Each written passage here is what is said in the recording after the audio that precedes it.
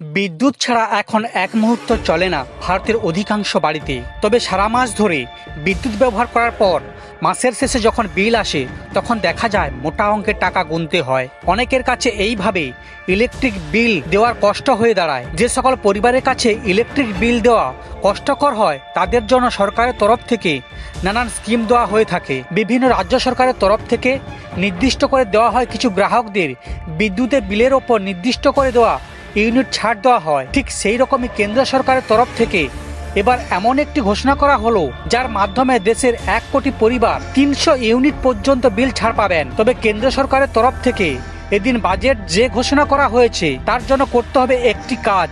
তবে এই 300 ইউনিট বিদ্যুৎ ছাড় পরিবারগুলি কিন্তু সোজাসুজিভাবে পাবেন না।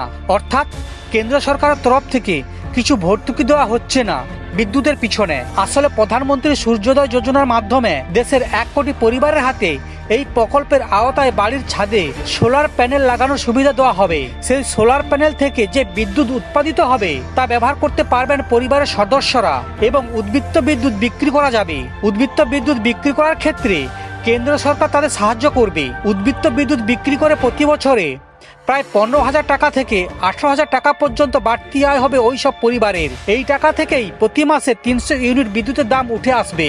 প্রধানমন্ত্রী সূর্যোদয় যোজনার উদ্বোধন হয় গত 22শে জানুয়ারি। এই প্রকল্প উদ্বোধন করেন প্রধানমন্ত্রী নরেন্দ্র মোদী এবং জানান RIC এই প্রকল্প রূপায়ণ করবে এবং বাড়ির ছাদে এই প্রকল্পের আওতায় সৌর প্যানেল লাগানোর জন্য সম্মিলিতভাবে 1.2 লক্ষ কোটি টাকা পর্যন্ত ঋণ দেওয়া হবে। সেক্ষেত্রে গভর্নমেন্টের ওয়েবসাইটে গিয়ে আবেদন জানাতে হবে। আবেদন জানানোর পর বাড়ির ছাদে সোলার প্যানেল বসানো হলেই আপনি প্রতি মাসে 300 ইউনিট বিদ্যুৎ বিলের ছাড়ের সুযোগ পাবেন। সমস্ত খবর দেখতে এই চ্যানেলের সঙ্গে থাকুন। ধন্যবাদ।